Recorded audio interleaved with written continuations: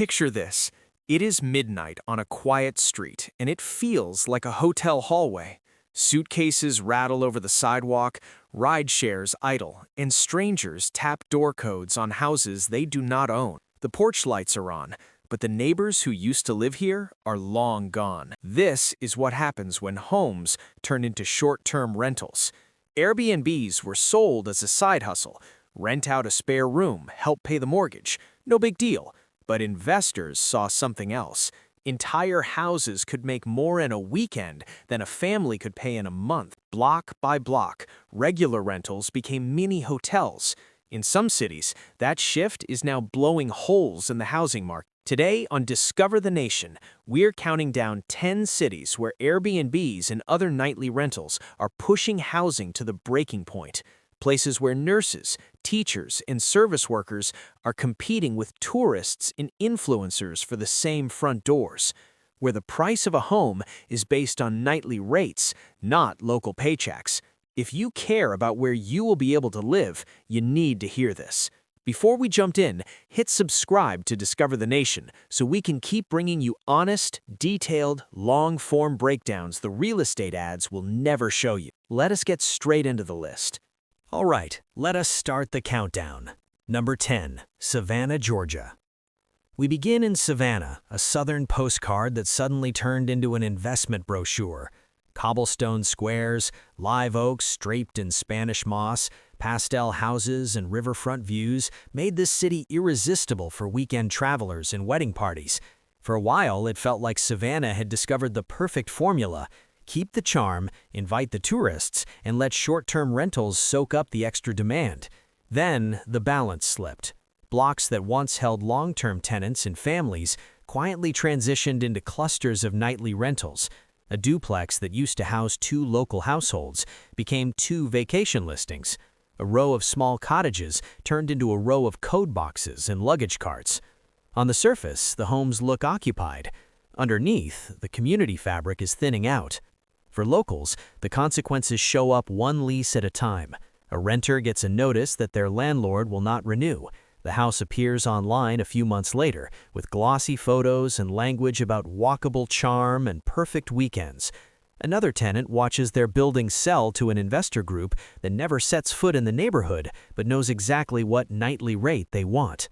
Meanwhile, buyers looking for a starter home in Savannah discover that they are not just competing with other residents. They're competing with spreadsheets.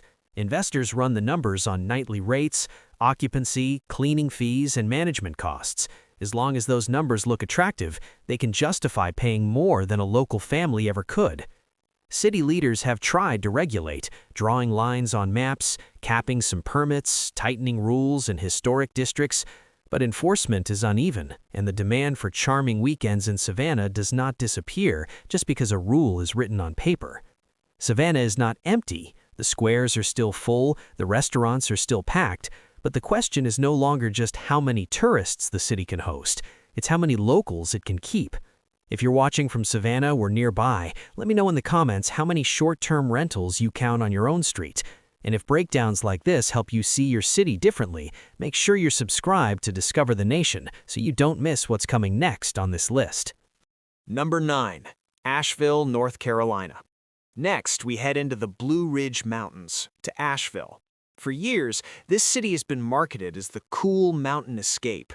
Breweries, music, art, hiking trails, and just enough urban energy to feel interesting without feeling overwhelming. That image was catnip for travelers. It was also catnip for Airbnb investors. At first, it seemed harmless. A few attic apartments turned into weekend getaways, a cottage behind a primary home rented out on holidays.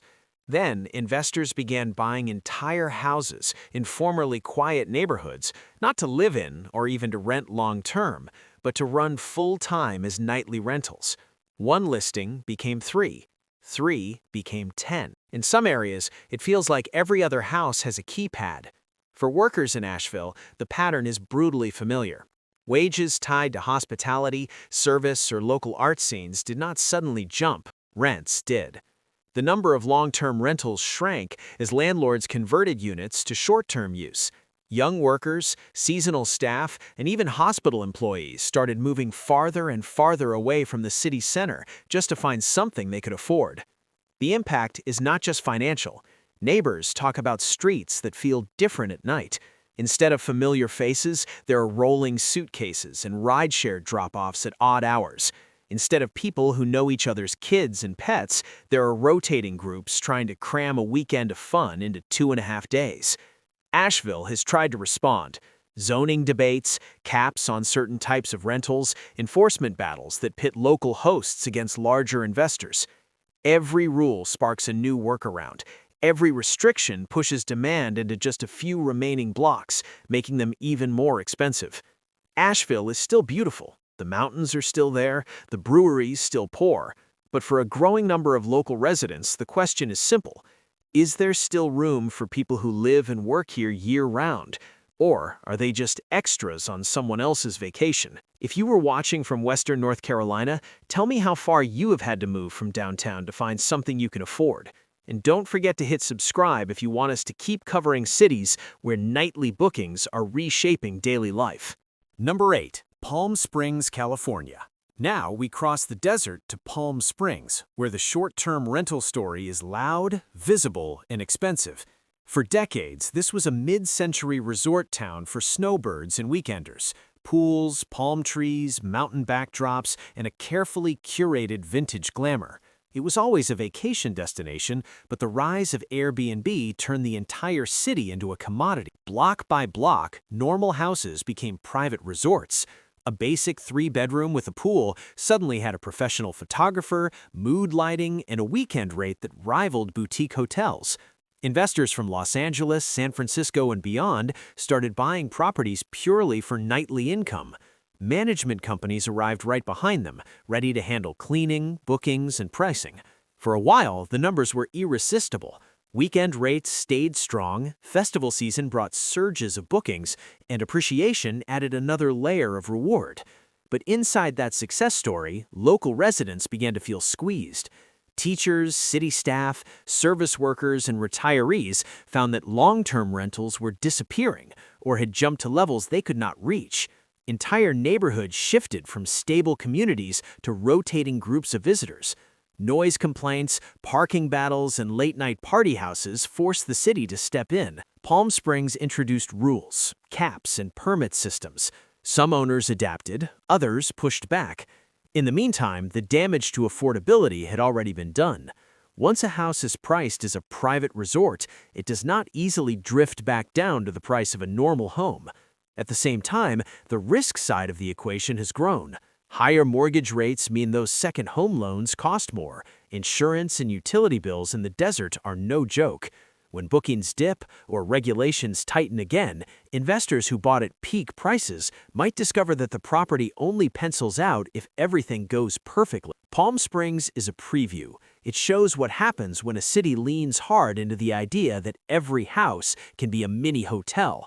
The question is no longer just how many visitors can come for the weekend. It is how many year-round residents can still afford to stay. If you're watching from the Coachella Valley, let me know how many of the houses on your street have a name instead of just a number. Number 7. Denver, Colorado. Next, we head into the Rockies to Denver. This city once sold itself as the perfect mix of urban jobs and outdoor access. Tech offices, breweries, sports teams, and a quick escape to the mountains. As the city grew, so did its tourism appeal. That was the opening that short-term rentals walked through. At first, downtown condos and trendy neighborhoods absorbed most of the demand. Visitors wanted to be near the action, and owners saw an opportunity to make more in a week from tourists than they could in a month from a long-term tenant. Then the pattern spread outward. Even residential blocks that felt firmly local started sprouting short-term listings. For Denver renters, this came at the worst possible time. The city was already grappling with rising rents and a limited supply of apartments. Each unit converted to nightly use was one fewer option in a tight market. Workers in hospitality, retail, construction, healthcare, and public service found themselves competing for fewer homes at higher prices. The city responded with rules about primary residences, limits on which properties could operate as short-term rentals, and requirements for licensing. But regulation moves slower than trends. Investors who got in early captured the best properties. Those who bought later stretched to match the prices that nightly rental math seemed to justify. The result is a housing market where prices reflect not just what a local family can pay, but what a visitor from another state might spend for a weekend. That would be one thing if everyone in Denver earned national-level tech wages. They do not. Many of the people who keep the city running face income levels that simply do not match the cost of housing tied to tourism and speculative demand. Denver has not turned into a hollow shell. It is still a vibrant city. But the growth of short-term rentals has added pressure to a system that was already strained. If you are watching from Denver or its suburbs, tell me how many people you know who had to move farther out along the highway just to find something livable. Number 6. Nashville, Tennessee. Now we roll back to Nashville, the music-driven growth story that turned itself into a national tourist brand. For years, the narrative was simple. Come for the weekend, stay for the lifestyle. Bars, venues, restaurants, studios, and a skyline full of cranes made it feel like the party would never stop. Short-term rentals were baked into that story. Investors converted entire homes into mini venues for bachelor and bachelorette groups. Rooftop decks, themed decor, and clever listing names turned normal houses into Instagram sets. In some neighborhoods, it feels like every other house is a backdrop rather than a home. For local residents, the costs have piled up. Long-term rentals in central neighborhoods dried up or jumped far beyond the reach of service workers, musicians, and young families. People who made Nashville interesting in the first place began to move to the outer ring, then beyond it, chasing lower rents and a little bit of quiet. The city has tried to rein in the most extreme abuses. Zoning battles, permit fights, and legal challenges have become part of the soundtrack. Some properties lost their short-term status, others shifted to more complicated models, trying to thread the needle between hotel rules and residential codes. But the price baseline in many neighborhoods no longer reflects a normal long-term rental market. It reflects years of profit expectations built on nightly rates. Nashville is still busy, tourists still come, but listen closely in the right neighborhoods, and you will hear a different conversation. It is about teachers who cannot live near their schools, nurses who drive in from an hour away, artists who used to split cheap houses near the core and now share apartments far out along congested arteries. The question for Nashville is not whether tourism is good or bad, it is whether a city can stay livable when so much of its housing stock is treated like a flexible hotel inventory. If you call Nashville home, tell me how many people in your circle have moved counties in the last few years just to keep a roof over their head. And if you want more honest talk about places the glossy ads never explain, make sure you're subscribed to Discover the Nation. Number 5. Miami, Florida. Next, we head to the edge of the Atlantic, to Miami, where the line between hotel and house has blurred more than almost anywhere in America. Ocean views, nightlife, warm winters, and international glamour turn this city into a magnet for visitors and investors long before Airbnb existed. Short-term rentals simply gave them a new tool. Condominiums that were once full of seasonal snowbirds became towers of rotating guests. Single-family homes in quiet neighborhoods were transformed into luxury weekend compounds with pools, outdoor kitchens, and concierge-style service. Investors from around the world targeted Miami properties not for the life they would live in them, but for the nightly rate those properties could command. For Miami residents who earn their living locally, it was like watching the housing ladder being pulled up one rung at a time. Wages tied to service work, small business, and local government never kept pace with the influx of global money. As more units shifted into full-time, short-term use, the number of regular rentals shrank. Rents that were already high moved into almost impossible territory for many households. At the same time, the cost of holding property near the coast climbed sharply. Insurance premiums rose with each major storm season. Some insurers withdrew, others hiked rates. Property taxes rose along with assessed values. Investors with deep pockets could absorb those increases as the cost of doing business. Local families could not. City and county leaders have tried to impose rules, but enforcement has been uneven, and demand from visitors remains intense. In some buildings, residents complain that the lobby feels more like a hotel check-in desk. In some neighborhoods, neighbors who used to know each other by name now know each other by suitcase color and ride-share drop-off times. Miami remains electric, and that energy is real. But if you strip away the skyline and the beachfront, you land on a simple question. Who gets to live here full-time, and on what terms? If Miami housing is priced and managed for the global visitor, can the local workers still find a place to sleep that is not a constant negotiation with someone else's profit model? Number 4. San Diego, California. Now we move to the Pacific Coast and arrive in San Diego, the city that long sold itself as a laid-back paradise. Perfect weather, beaches, military bases, biotech jobs, and a slower-paced version of Southern California life. It felt like a place where you could build a future if you were lucky enough to get in. Short-term rentals changed that equation in a quiet but powerful way. Coastal neighborhoods that once housed teachers, nurses, enlisted families, and long-term locals saw more and more units switch to nightly use. Beach bungalows, small apartments, and even backhouses became listings catering to tourists who wanted to live like a local for a few days. For San Diego renters, the effect has been severe. As units disappeared into the short-term market, long-term choices shrank. Rents on the remaining apartments climbed as demand outstripped supply. People who used to live walking distance from the coast moved inland. Those who lived inland moved even farther out, accepting punishing commutes along crowded freeways to stay in the region at all. The city eventually responded with stronger regulation, limiting whole home rentals in many areas. Hosts protested. Residents argued the rules were too late. The reality is that even with new restrictions, the price baseline for coastal and near-coastal housing is no longer grounded in what a local household can reasonably pay. It is grounded in years of returns and expectations from nightly rentals. San Diego still has neighborhoods full of genuine community, but in certain areas, especially near the water, the rhythm of daily life now has a tourist beat. Rolling luggage at dawn, cleaning crews between checkout and check-in, cars double parked while guests unload beach gear. The question for San Diego is whether it can remain more than an expensive backdrop. Can families who keep the city running still afford to live within reach of their jobs? Or does housing near the coast become a series of sets for other people's vacation memories? Number 3. Tampa, Florida. Back on the Gulf Coast, Tampa tells one of the most dramatic stories in the South.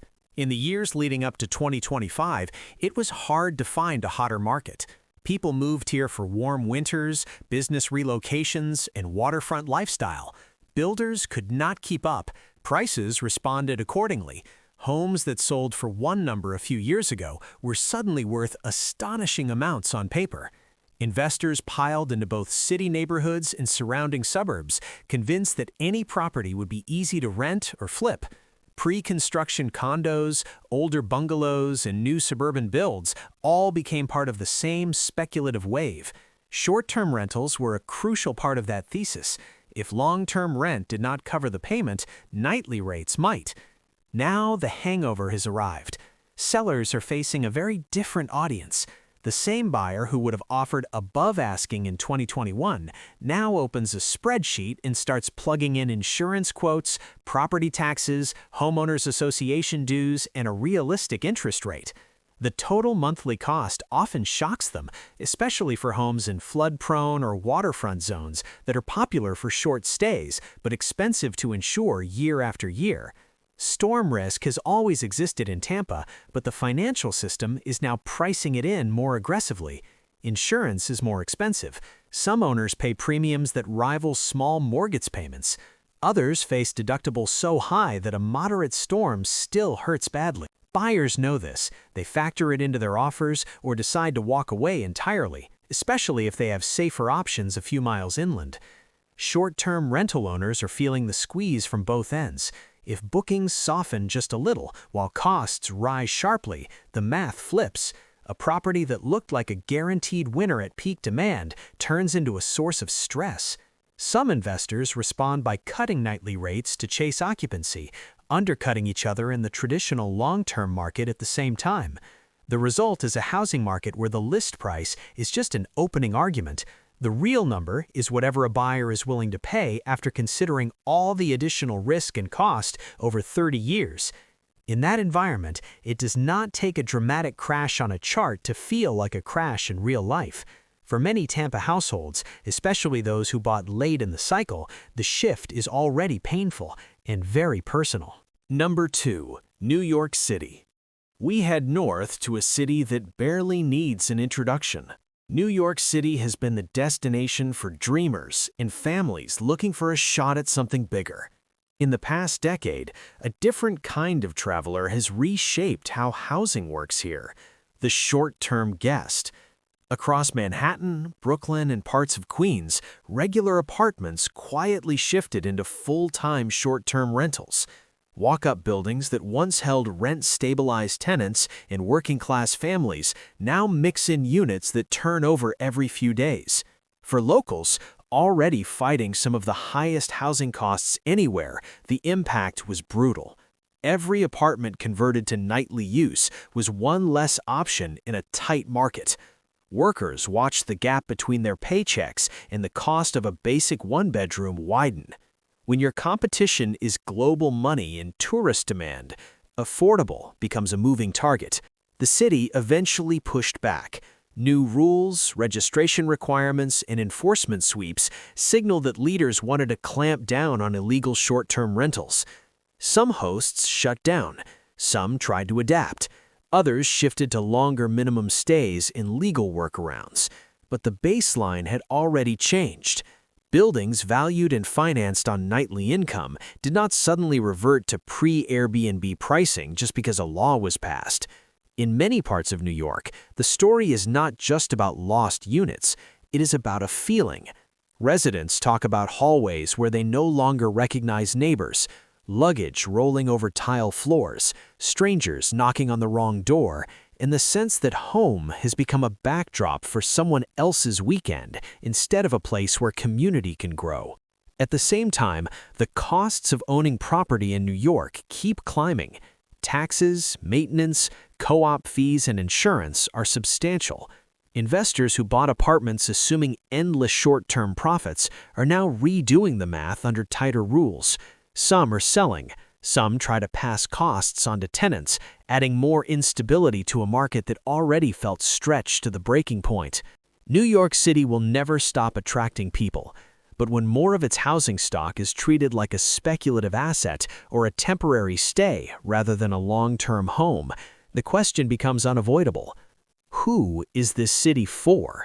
Number 1. Honolulu, Hawaii. Finally, we arrive at number 1, Honolulu. A city that for many people exists in their mind as a permanent vacation. Blue water, trade winds, high-rise hotels, and postcard neighborhoods climbing green hills. It is easy to forget that this is not just a resort, it is a real city where real workers have to live somewhere. For years, short-term rentals blurred that line. Condominiums intended for residents quietly entered the nightly market. Single-family homes in local neighborhoods became lucrative vacation stays. Visitors could log in and book what looked like an authentic island experience without ever realizing that the home they were renting used to house a local family. The impact on housing has been enormous. Land, construction, and shipping costs in Hawaii were already high. The supply of buildable land is naturally limited. When a significant share of existing housing stock is diverted to short-term use, the pressure on the remaining homes is intense. Rents rise, prices jump.